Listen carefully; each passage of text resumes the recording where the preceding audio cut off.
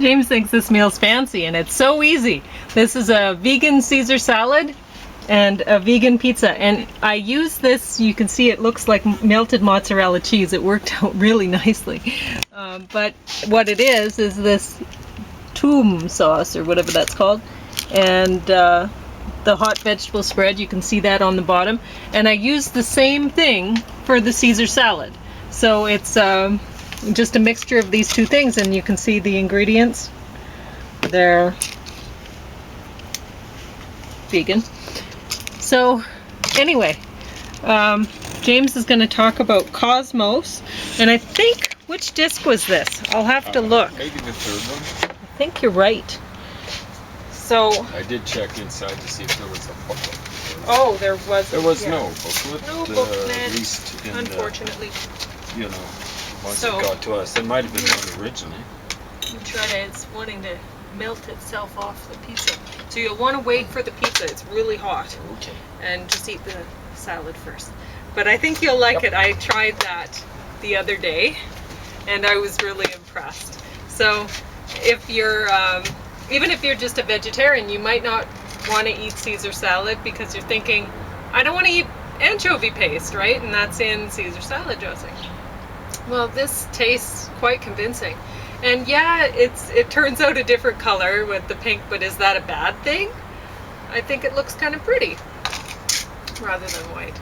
And I mean, I use hickory sticks, but you could use croutons. That's up to you. I just think croutons are kind of boring. But anyway, I have a poem to read first. It's called Gray Jays Playing. Now this thing is yours, right? That's yours. It's mine all too? your meal. So Holy you start with the smokes, Caesar salad and see what you think. So that's an entree. Yeah, so just try it. Hors d'oeuvre, an entree. This is the entree. Which is which? Entree is the main. This is the appetizer. So if you eat that first, and just let people know what you think of it. Okay. I'll read my poem in the meantime. Good. I headed up to Lower Twin between a stand of old-growth fir. I saw some birds there playing in the trees. What type? I wasn't sure. There must have been a dozen there. They perched on logs and hung from boughs. They all seemed playfully aware I watched them. James's speed allows me time to sit and have a break. And James is going to go get a new fork. And so I watched them for a while before I headed to the lake. One perched so close, it made me smile. I knew what birds they were that day because of just one brave gray jay. Because the rest of them, if you looked at my blog, you'll see the video of the birds playing. Any time I got the bird, it seemed they were in like shadows, right? Because I was looking up at the sky with my camera, and then so they looked dark, too dark, and I'm like, oh, I can't get them. And I couldn't even see them very well with my eyes. Excuse me. So anyway, so at one point though, one came really close and was right on a tree, right almost next to me. But you know how it is if you take pictures of birds. You have your camera and you get ready and they're gone. And it's very frustrating. And so honestly, I rarely even try to catch the birds now with my camera. And sometimes I kick myself later. I'm like, oh, I should have tried or whatever. But honestly, I you get a lot of exercise on slinging the camera. Yeah. And I don't really get to get videos of the bird very often. Sometimes I think it's the beep of the camera that scares them away. Get it all set up. Beep. Yeah. Fly up. Yep. I try to stay away. One thing about birds is they don't like four sets. They do not. Four eyes, yes. Two sets of eyes looking at them. So the second person coming in scares them off so often. There are exceptions like chickadees and pine grosbeaks seem to be pretty tolerant of the human presence. Yeah, sage grouse don't seem to care that much, but chicks will hide eventually. Eventually, their mom will be like, "Hide, kids! You can't be out there." She goes kind of bloop, bloop, yep. bloop. And then they go hiding. It's pretty cute. I don't know how they survive, but some of them must. Oh, anyway.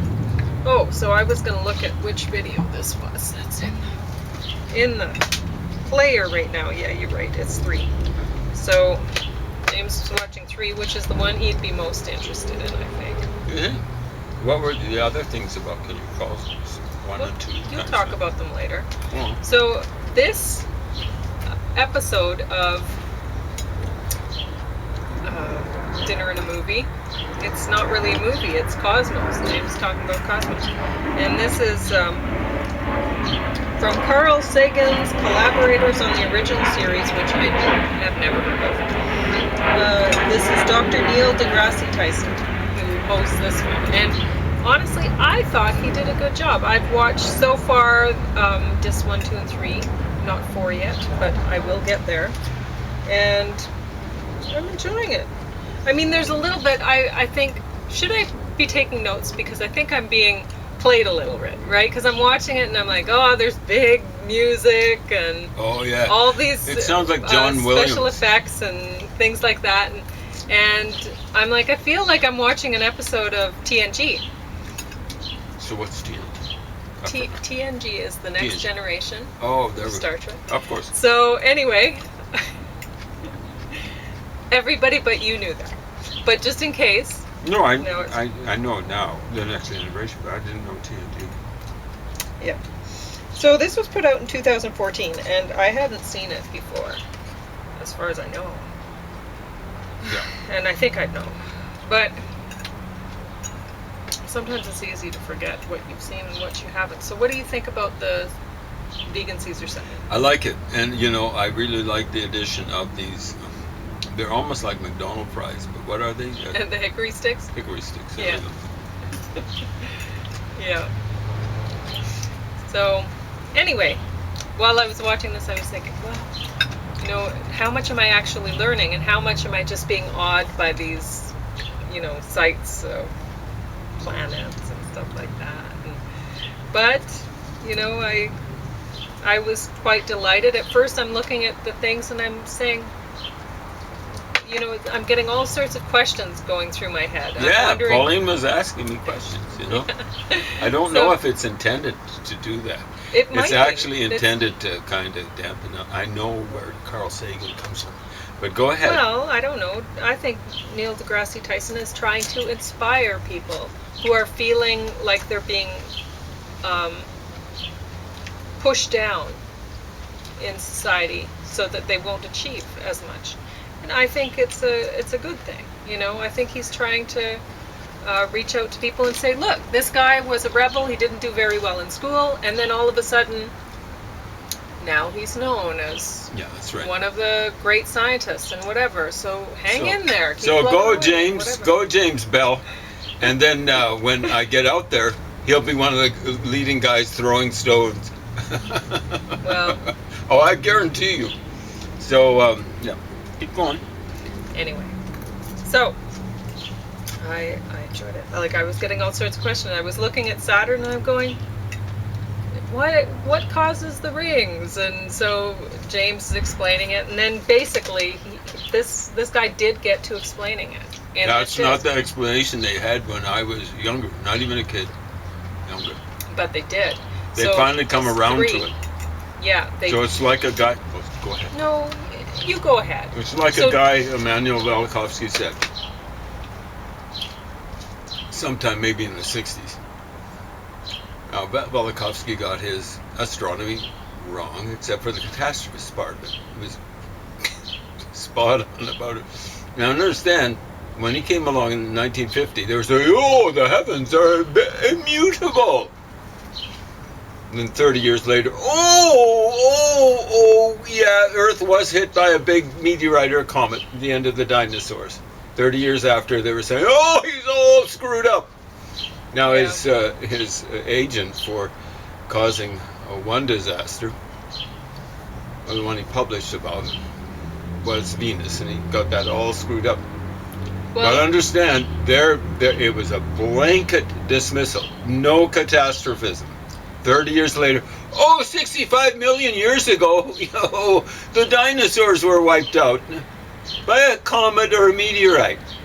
But no mention that he got that right. And that was about a year after Carl Sagan, the guy he came up with the first series called Cosmos, and it's two of his flunky collaborators, and I'm using that word intentionally, collaborators, who are working with Neil DeGrasse. I think he goes with DeGrasse Tyson. Sorry. It's my fault because I'm the one who always pronounces I was probably DeGrasse. Thinking Degrassi Junior High.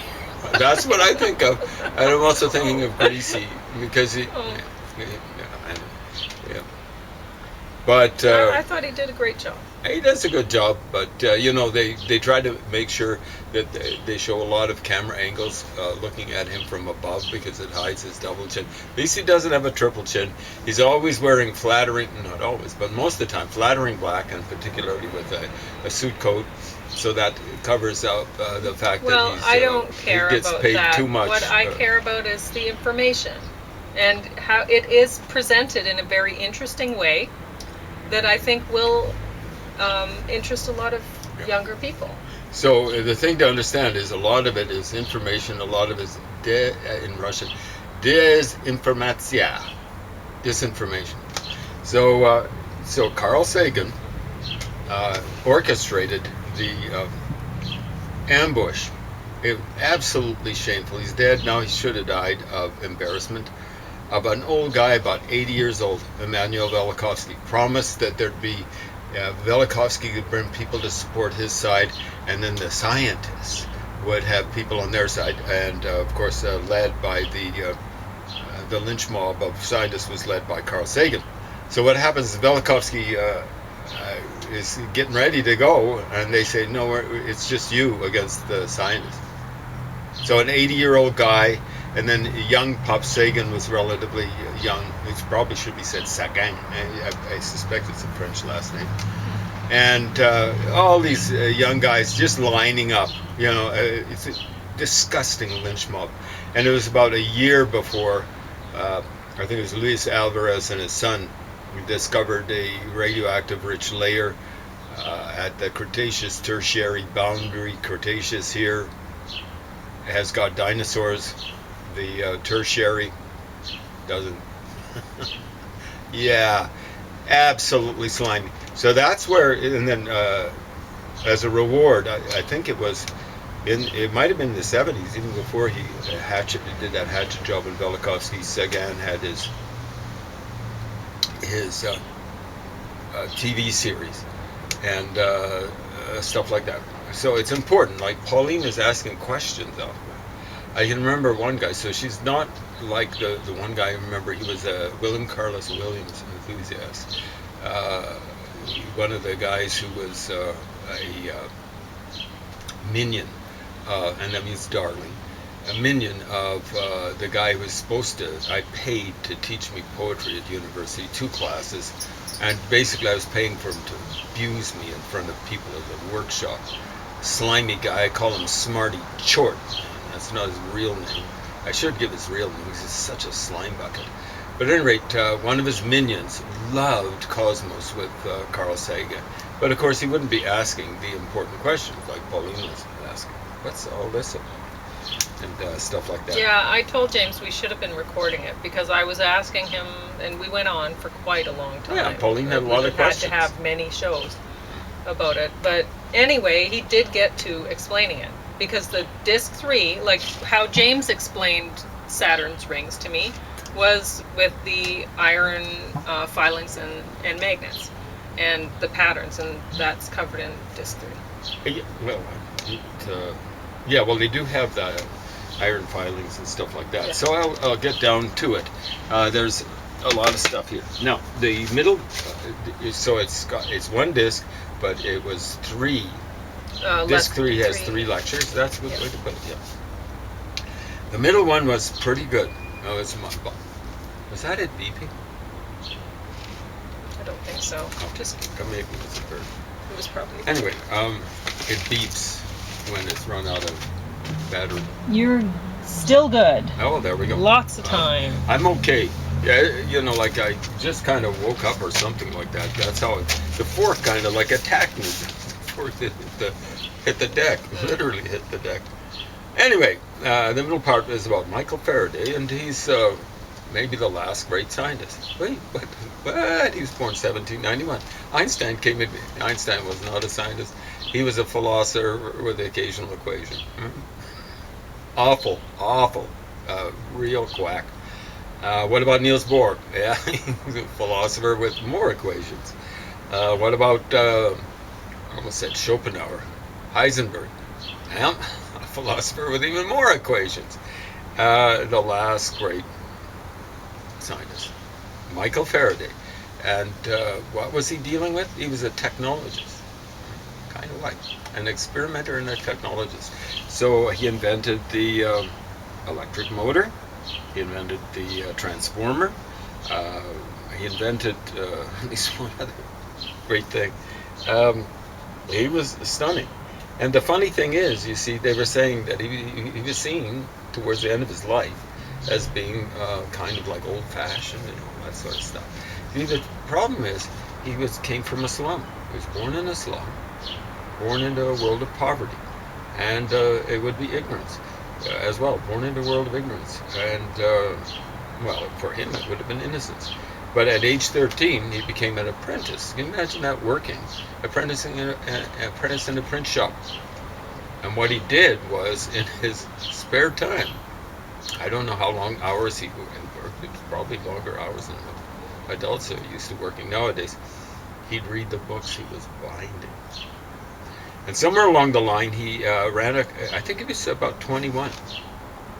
He got I guess a free ticket to go to Sir Humphrey Davy, and I don't like using the word sir, so that's why I kind of say it in a different kind of way, because it's Humphrey Davy actually apparently discovered calcium and sodium, and maybe another element or two.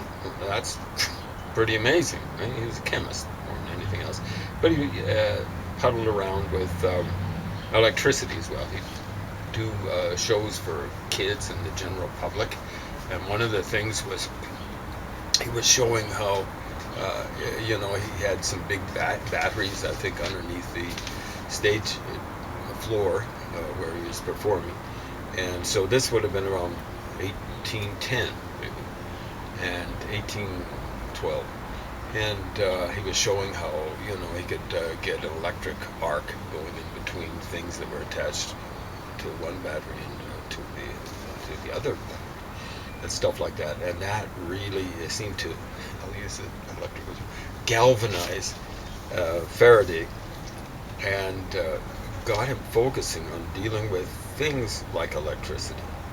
And so he eventually he went to a Humphrey Davy lecture, and he took notes. Well, I think he was taking notes at that lecture, and That's what they said in there. yeah, and he was such a good bookbinder. He bound the notes in a book, and they were showing. You saw the book, right?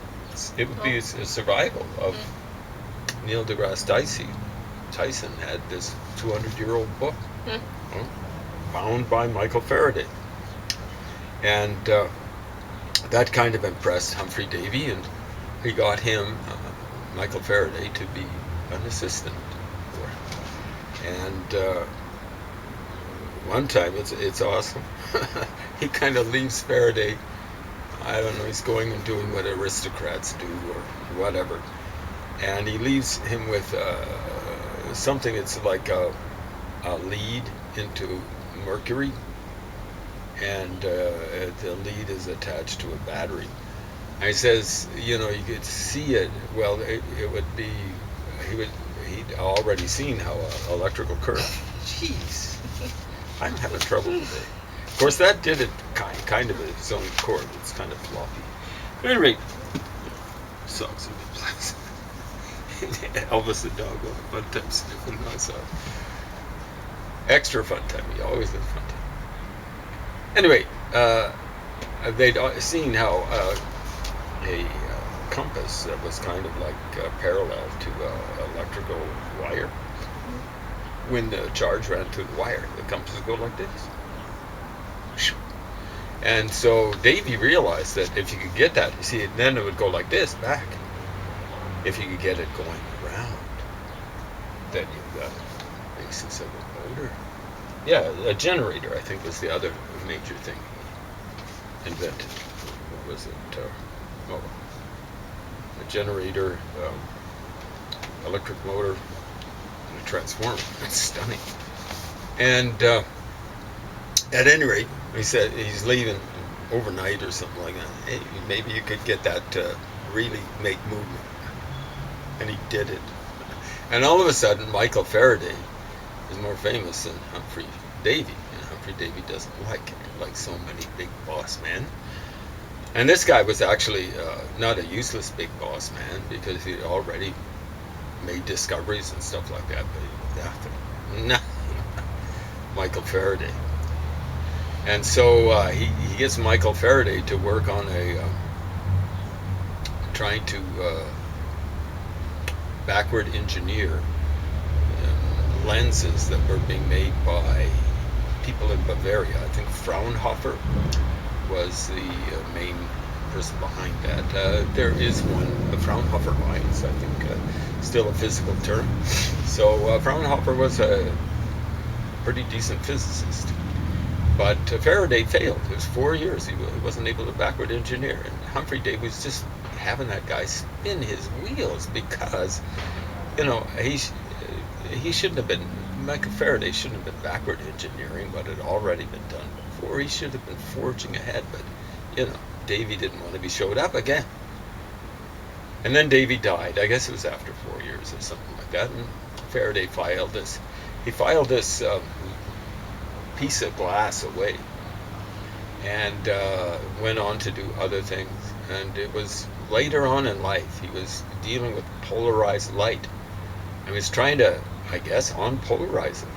So he's having it polarized, coming from a lamp to a mirror, then to his eyepiece. And he was trying all sorts of stuff. They enumerated tons of it, but I suspect they were only giving me a sample. You saw how they were saying, he put it through gases, through the light, through a variety of different things. Finally, he just goes to the shelf where he put this lens away, and all of a sudden, the light that's disappeared gets unpolarized, or it gets kind of like moved. It's kind of like in one plane, polarized light, and then it comes back so he can see it. And so what he did was, and I hadn't realized fully until DeGrasse Tyson was talking about it. Tyson. Faraday is the guy who discovered the connection between light and electricity and magnetism. He's discovering it there. And the guy who's given credit for it, ordinarily in the physics books, is a guy called James Clerk Maxwell, who was a very late contemporary of Michael Faraday. And you see, Faraday couldn't come up with equations for the stuff he was doing. Equations are footnotes. James Clerk Maxwell, the guy who came up with equations, the four big famous ones, he's a footnote to Faraday. Faraday's the guy who discovered all this stuff. And all Maxwell did was dot the I's and cross the T's. That's all equations are. Have you got that clear, especially you guys that think you're scientists? Several times I talked with a physics professor out at the University of Lethbridge who thought he was a real hot spit. I said spit, understand. But you know what I'm saying. He'd been to Princeton, and he'd been to, that's Ivy League, and he'd been to University of Pennsylvania. That's Ivy League too. He'd been to 1/4 of all the Ivy League universities in the United States, and by extension, the world. There are 8 of them. And I'd say, well, here's something about this, that, and the other thing. And he says, get an equation, because they won't accept you without an equation. But basically what I was saying, I don't really care. I could come up with an equation for it, but I don't care. You know what I'm saying? He was kind of like on early retirement on full wages. And that means while he was working, early retirement. Absolutely shameful. He was, what can I say? I think he's dead now. Should have died of embarrassment. I can't tell you how many things I edited for him. He was Japanese, and he tried to write stuff in English, and I translated stuff into real English for him for free. And then he didn't give back. Just dismissive. And, what he was saying was, you're just in humanities. And I'm an Ivy League kind of guy. Well, if you're still alive, dude, I'm an Ivy League kind of guy, too. I've qualified to go to Ivy League institutions, more than one. And when it comes to that, I'm your equal. But that's in two different fields, understand, dude. So I'm your superior. What were you saying? That's another thing that DeGrasse Tyson is. He's kind of trying to say, well, this scientist wasn't recognized because he was he had darker skin, or this one wasn't recognized because she was a woman who was deaf, or whatever. But, well, that was a multiple thing. You bring out that handicap thing. There were two women working together. There were, yeah. But so he has three women that he talks about. It's not really that. It's about aggression. Yeah. It's about aggressive personality types trying to keep control of the whole system and keep passive personality types down. And the passive personality types are the ones who make the discoveries. And the aggressive personality types are the ones who steal the discoveries. So... yeah, so it used to be, and it probably still to a large extent is, that there's the aggressive types will use class, or they'll use gender to keep people under, or they'll use color.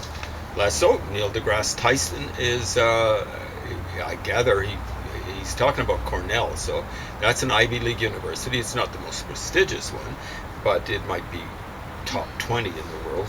I don't think anyone would class it as top 10 in the world. But, so he made it Ivy League and stuff like that. He's part of the establishment. And, he was talking about three women when it came to astronomy. That's another lecture. And one was, I think, called Cannon. I'm not sure about her last name. Levitt, I've run across. And then a woman came over from England called Cecilia Payne. Mm-hmm. They usually in the literature, they'll give her husband's name too. How much time? A couple minutes. Yeah. So her real name is Cecilia Payne Gaposchkin. So he doesn't mention Gaposchkin.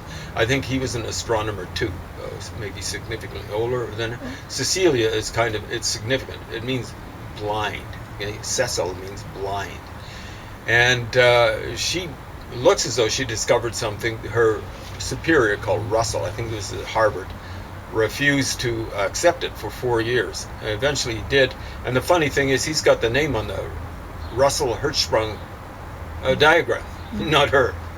Oh, and I should point out that they didn't really explain Saturn's rings, but they did show it in the same episode. Yeah, so they did. So you should be able to put it together. I don't think they still explained it properly. Yeah. But not the way I explained it.